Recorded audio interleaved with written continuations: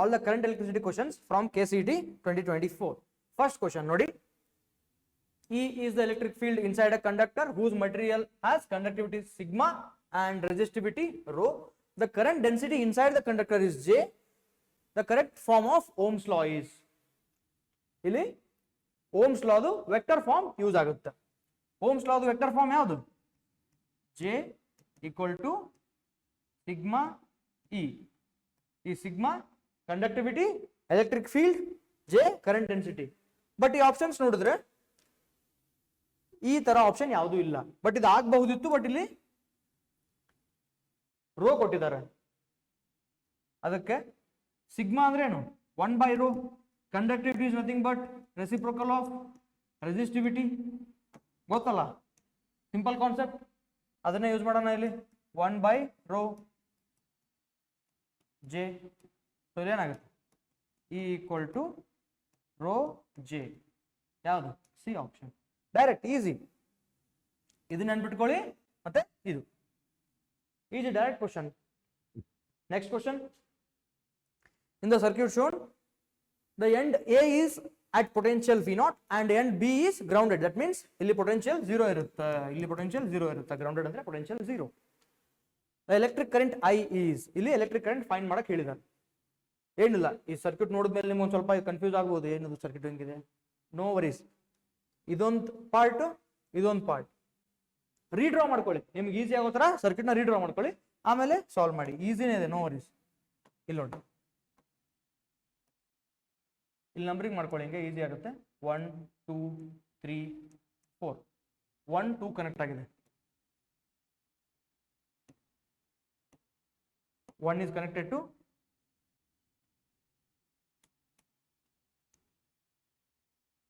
2, and the same 1 is connected to 3. 1 is connected to 3. Again 2 is connected to 3. Ee tara 2 is connected to 3. Then 2 is connected to 3 is connected to 4.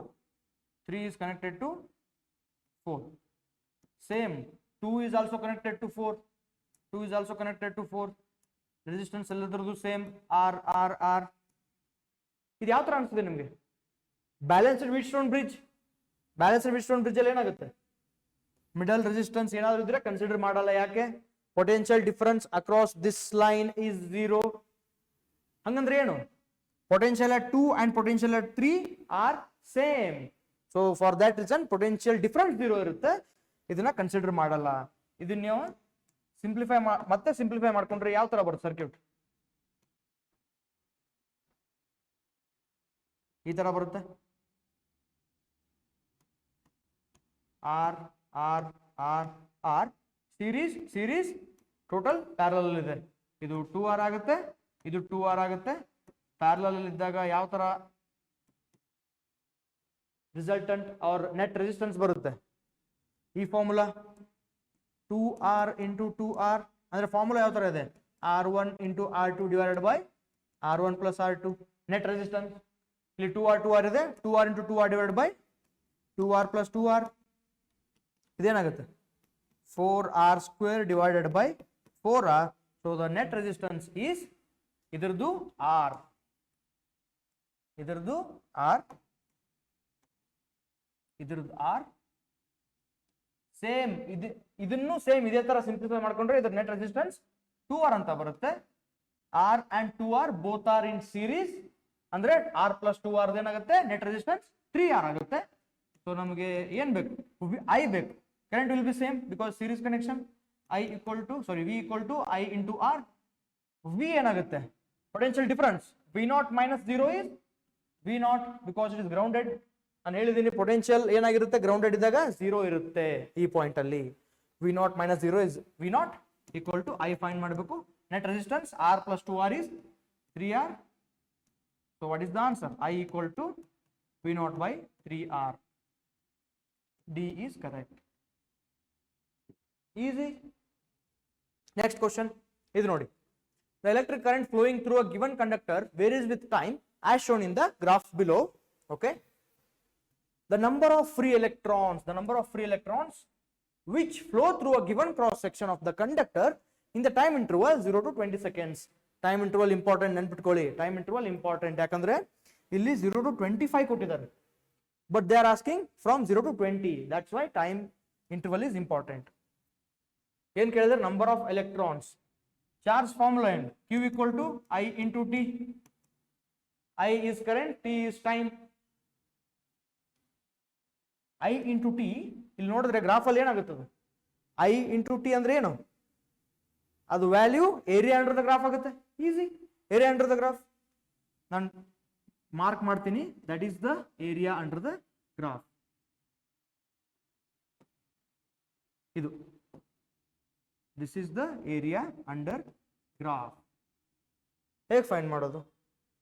ನಿಮ್ಗೆ ಟ್ರಪೇಜಿಯಂ area ಗೊತ್ತಿದ್ರು ಈಸಿಯಾಗಿ find ಮಾಡ್ಬೋದು. ಇಲ್ಲ ಟ್ರಪೇಜಿಯಂ area ನಮ್ಗೆ ಗೊತ್ತಿಲ್ಲ ಅಂದ್ರೆ ಅದು ಈಸಿಯಾಗಿ ಫೈಂಡ್ ಮಾಡ್ಬೋದು. ಇಲ್ಲಿ ನೋಡಿ, ಇದೊಂದು ರೆಕ್ಟಾಂಗಲ್ ಆಗುತ್ತೆ, ಇದೊಂದು ಟ್ರಯಾಂಗಲ್ ಆಗುತ್ತೆ. ಇಲ್ಲ ನಾನು ಡ್ರಾ ಮಾಡಿ ತೋರಿಸ್ತೇನೆ. ಇದೊಂದು ಟ್ರಯಾಂಗಲ್, ಓಕೆ. ಆಮೇಲೆ ನೀವು ಇದನ್ನ ರೆಕ್ಟಾಂಗಲ್ ಆಗಿ ತಗೋಬಹುದು, ಇದನ್ನ ರೆಕ್ಟಾಂಗಲ್. ನೆಕ್ಸ್ಟ್ ಇದು ಒಂದು ರೆಕ್ಟಾಂಗಲ್ ಆಗುತ್ತಾ, ಅಷ್ಟೇ. Area of triangle plus area of rectangle plus area of rectangle. ಈ ಡಯಾಗ್ರಾಮ್ ಅಲ್ಲಿ, ಈ ಗ್ರಾಫ್ ಅಲ್ಲಿ ನಿಮಗೆ ಸ್ಕ್ವೇರ್ ತರ ಕಾಣಬಹುದು, but values are different year. ಇದು 200 ಇದೆ, ಇದು 20 ಇದೆ. That's why it's a rectangle. ಈ ತರನು ಮಾಡಬಹುದು, ಈಸಿಯಾಗಿ ಇದೆ. ಇಲ್ಲ ನಮಗೆ ಟ್ರಪೇಜಿಯಂ ಏರಿಯಾ ಗೊತ್ತು ಅಂದ್ರೆ ಡೈರೆಕ್ಟ್ ಆಗಿ ಫೈಂಡ್ ಮಾಡಿ. ಈ ತರ ಇದ್ರ ಏರಿಯಾ ಟ್ರಪೇಜಿಯಂ ಪ್ಲಸ್ ಈ ರೆಕ್ಟಾಂಗಲ್ದು ಏರಿಯಾ. ಟ್ರಪೇಜಿಯಂ ಏರಿಯಾ ಏನಾಗುತ್ತೆ? Half into A plus B. A plus B ಯಾವುದು? ಇದೊಂದು ಎ, ಇದು B. This is how much? This is how much? 200, 250, 250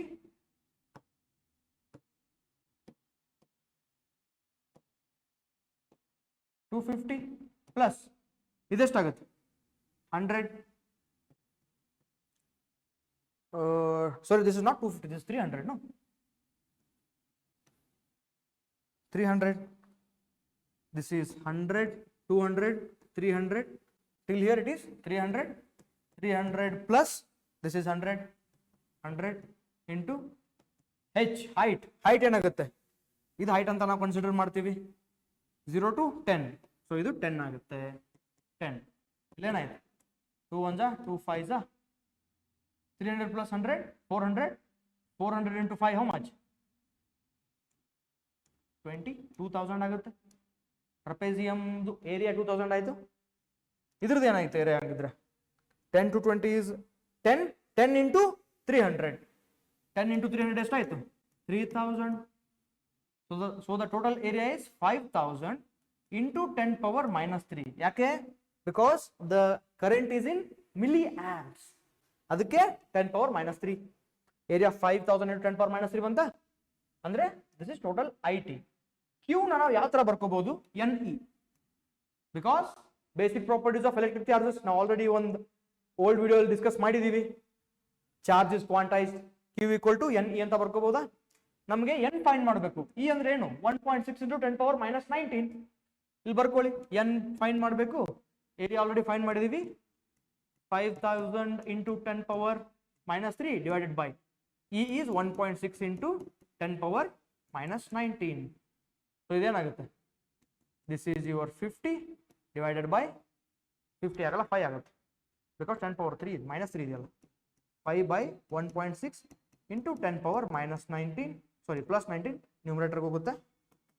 ಒಂದು 0 ನ ಶಿಫ್ಟ್ ಮಾಡ್ಕೊಳ್ಳಿ, ಅಂದ್ರೆ ಡೆಸಿಮಲ್ ಶಿಫ್ಟ್ ಮಾಡ್ಕೊಳ್ಳಿ. It will be 50 by 16 into 10 power plus 19. 16 1 16 3 3 point something ಹೋಗುತ್ತೆ. ಆನ್ಸರ್ ಏನಾಯ್ತು? A 3.125 into 10 power 19. Easy. IT area under the graph find ಮಾಡಿ, ಆಮೇಲೆ Q ನ NE ಅಂತ ಬರ್ಕೊಳ್ಳಿ. ಈಸಿ, ಅಷ್ಟೊಂದು ಕಾಂಪ್ಲಿಕೇಟ್ ಏನಿಲ್ಲ, ಆರಾಮಾಗಿ ಮಾಡ್ಬೋದು. ನೆಕ್ಸ್ಟ್ ಈ ಕ್ವಶನ್ ನೋಡಿ. ಇದನ್ನ 1 ಅಂತ ತಗೊಳ್ಳಿ, ಇದನ್ನ 2 ಅಂತ ತಗೊಳ್ಳಿ. The IV graph for a conductor at two different temperatures, 100 degrees Celsius and 400 degrees Celsius, as shown in the figure. The temperature coefficient of resistance of the conductor is about. ಏನು find ಮಾಡಬೇಕು? Alpha. Alpha find ಮಾಡಬೇಕು. ಈ graph ನ slope ಏನ್ ಕೊಡುತ್ತೆ? ಈ graph ನ slope ಏನ್ ಕೊಡುತ್ತೆ? 1/r. ವೈ ಸ್ಲೋಪ್ ಅಂದ್ರೆ ಏನು? y by x. y by x. y ಯಾವುದು? i. i by v. i by v. i by v ಅಂದ್ರೆ ಏನು? 1/r. ಸೊ ಈ ಗ್ರಾಫ್ ನ ಸ್ಲೋಪ್ 1/r ಕೊಡುತ್ತೆ. ಇಲ್ಲಿ ನೋಡಿ ಬೇಕಿದ್ರೆ i by v is 1/r. ಅದಕ್ಕೆ ಈ ಗ್ರಾಫ್ ನ ಸ್ಲೋಪ್ 1/r, 1 by ರೆಸಿಸ್ಟೆನ್ಸ್ ಕೊಡುತ್ತೆ. ಸೊ ಆ ಥರನೇ ಫೈಂಡ್ ಮಾಡಿ. ಫಸ್ಟ್ ಒಂದು ರೆಸಿಸ್ಟೆನ್ಸ್ 1/r1 ಅಂತ ತಗೊಳ್ಳಿ. ಇದನ್ನ ತಗೊಂಡಿದೀವಿ ಅಂದ್ರೆ tan 45 ಇದೇನಾಗುತ್ತೆ? r1 is 1 because tan 45 is 1. Same ಅದೇ ತರ 1/r2 is tan 30. tan 30 is 1/√3. 1/r2 is 1/√3. So r2 is how much? √3. Okay, r2 √3, r1 1. r1 r2 find ಮಾಡಿದ್ವಿ. ಇನ್ ಡೈರೆಕ್ಟ್ ಆಗಿ ಫಾರ್ಮುಲಾ ಅಲ್ಲಿ ಅಪ್ಲೈ ಮಾಡಿ, ಫಾರ್ಮುಲಾ ಅಲ್ಲಿ ಸಬ್ಸ್ಟಿಟ್ಯೂಟ್ ಮಾಡಿ. Formula ಏನು? r2 equal to r1 into 1 plus alpha delta t. delta t temperature difference ಏನಾಗುತ್ತೆ? 400 minus 100 300. r2 is √3. √3 equal to 1 into 1 plus alpha into 300. 400 minus 100. √3 1.73 equal to 1 ಈ ಕಡೆ ಬಂದ್ರೆ ಸೇಮ್ ಅದೇ ಉಳಿಯುತ್ತೆ. 1 plus alpha 300. 1 ಇಲ್ಲಿ 1 ಇದೆ ಅಂದ್ರೆ no worries. So ಇದೇನಾಯ್ತು? 1.73 minus 1 equal to 300 alpha. 0.73 divided by 300 equal to alpha. So alpha ಏನಾಗುತ್ತೆ? ಡೆಸಿಮಲ್ ಶಿಫ್ಟ್ ಮಾಡಿ. This will be 7 into 10 power minus 3 divided by 300. 1s are 2s are point ಎಷ್ಟು ಉಳಿತು? 130 ಉಳಿತಲ್ಲ. 4s are 2.4 into 10 power minus 3. ಇಲ್ಲಿ closest value ನೋಡಿ ಯಾವುದು? What is the closest value? 3 into 10 power minus 3. So ಇದೇ answer. Panic ಆಗಬೇಡಿ. ನಮ್ಗೆ 2.3 2.4 ಬಂತು, ಇಲ್ಲಿ ಯಾವುದು ಆನ್ಸರ್ ಇಲ್ಲ. Choose the closest value. 3 is the closest value ಅಷ್ಟೇ. No worries. Next question. An electric bulb of 60 watt 120 volt is to be connected to 220 volt source. What resistance should be connected in series with the bulb so that the bulb glows properly? ಏನಿಲ್ಲ, simple ಇದೆ ನೋಡಿ. Bulb ಇದೆ. ಈ bulb ಜೊತೆ ಎಷ್ಟು resistance ನಾವು series ಅಲ್ಲಿ connect ಮಾಡಿದ್ರೆ ಈ ಬಲ್ಬ್ ಕರೆಕ್ಟ್ ಆಗಿ ಗ್ಲೋ ಆಗುತ್ತೆ ಅಂತ ಕೇಳಿದರು. ಎಷ್ಟಿರ್ಬೋದು?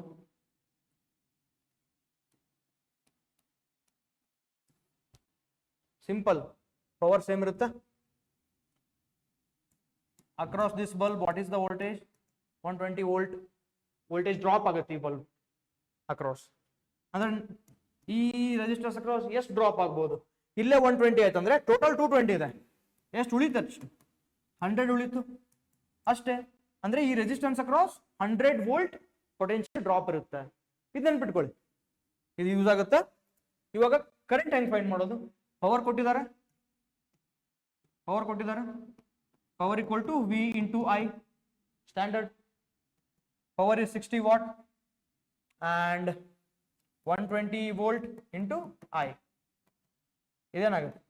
1/2 amps. 0.5 amps.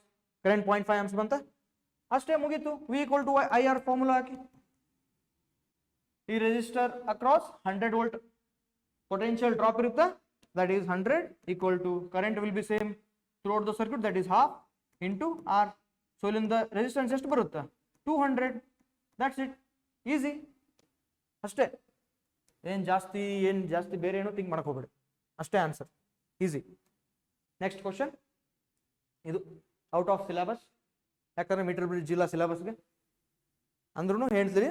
ಇದರ ಆನ್ಸರ್ ಇದಾಗುತ್ತೆ 0.005 ಡಿಗ್ರಿ ಪರ್ ಸೆಲ್ಸಿಯಸ್. ಯಾವ ತರ ಅಂದ್ರೆ ನೋ ವರೀಸ್, ಈಸಿನೇ ಇದೆ. But out of syllabus, if you want you can skip this question. ಏನಿಲ್ಲ, ಸ್ಟ್ಯಾಂಡರ್ಡ್ ಫಾರ್ಮುಲಾ ಇದೆಯಲ್ಲ, R1/S equal to L1/100 minus L1, ಈ ಫಾರ್ಮುಲಾ ಒಂದು ಯೂಸ್ ಆಗುತ್ತೆ. ಆಮೇಲೆ R2 equal to R1 into 1 plus alpha delta T, ಈ formula ಒಂದು use ಆಗುತ್ತೆ. ಇದರಿಂದ R1 ಫೈಂಡ್ ಮಾಡಿ, ಸೇಮ್ ಫಾರ್ಮುಲಾ R2 ಫೈಂಡ್ ಮಾಡಿ, ಆಮೇಲೆ ಇದರಲ್ಲಿ ಸಬ್ಸ್ಟಿಟ್ಯೂಟ್ ಮಾಡಿ ಆನ್ಸರ್ ಬರುತ್ತೆ ಅಷ್ಟೇ. ಇಲ್ಲಿ ನೋಡಿ ಡಿಸ್ಕಸ್ ಮಾಡೋಣ. T1 T2 ಕೊಟ್ಟಿದ್ದಾರೆ, potential temperature difference is 100, delta T 100, alpha find ಮಾಡ್ಬೇಕಲ್ಲ ನಾವು. I have to find alpha, I think. S 4 ಕೊಟ್ಟಿದ್ದಾರೆ, R1 ಫೈಂಡ್ ಮಾಡಬೇಕು, R2 ಫೈಂಡ್ ಮಾಡಬೇಕು. L1 ಎಲ್ಲಿದೆ?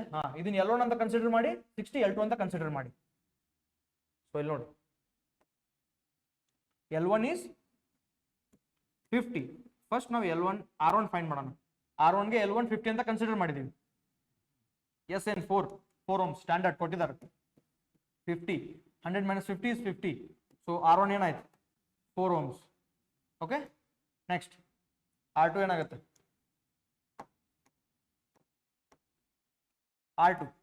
R2 divided by 4 equal to same L2/100 minus L2. So ಇಲ್ಲಿ R2 divided by 4, L2 60 ಅಂತ consider ಮಾಡಿದ್ವಿ. 60/100 minus 60 is 40. So R2 will be how much? 6 ohms. R2 is 6 ohms, R1 is 4 ohms. We'll substitute ಮಾಡಿ. R2 is 6 equal to R1 is 4, 1 plus alpha delta T, 100 minus 0 is 100. So 6/4 equal to 1 plus 100 alpha. This will be 1.5 ಅಲ್ಲ? 1.5 minus 1 equal to 100 alpha. This will be 0.5 divided by 100 equal to alpha. So this will be your 500 into 10 power minus 3 divided by 100. So this will be how much? 5. 5 into 10 power minus 3 is how much? 5 into 10 power minus 3 is 0.005 degree Celsius per degree Celsius. Ashte easy, but out of syllabus, no worries. Last question.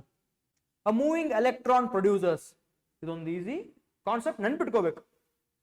Moving electron ಇದ್ರೆ it will produce both electric and magnetic field. If on electron is moving it will produce both electric and magnetic field. ಇಲ್ಲ ಅದು electron constant ಇತ್ತು, static ಇತ್ತು ಅಂದ್ರೆ that will only produce electric field. ಯಾವಾಗ? ಆ electron static ಇದ್ದಾಗ. When it is not moving, when it is moving it will produce both electric and magnetic field. ಇನ್ನೊಂದು case ಬರುತ್ತೆ, when it is moving and accelerating at the same time. ಅಂದ್ರೆ constant move ಆಗ್ತಿಲ್ಲ, accelerate ಆಗ್ತಿದೆ. ಆವಾಗ ಏನಾಗುತ್ತೆ ಅಂದ್ರೆ it will produce both electric and magnetic field along with electromagnetic wave. ಆವಾಗ electromagnetic wave ಅಂತ electromagnetic wave ಕೂಡ include ಆಗುತ್ತೆ ಯಾವಾಗ ಅದು accelerate ಆಗುವಾಗ. So now the answer is both electric and magnetic field when it is moving. When it is static, it is only producing electric field. ಮತ್ತೆ ಸಿಗೋಣ. Till then, keep practicing. I am Ola from Shri Gurukula, signing off.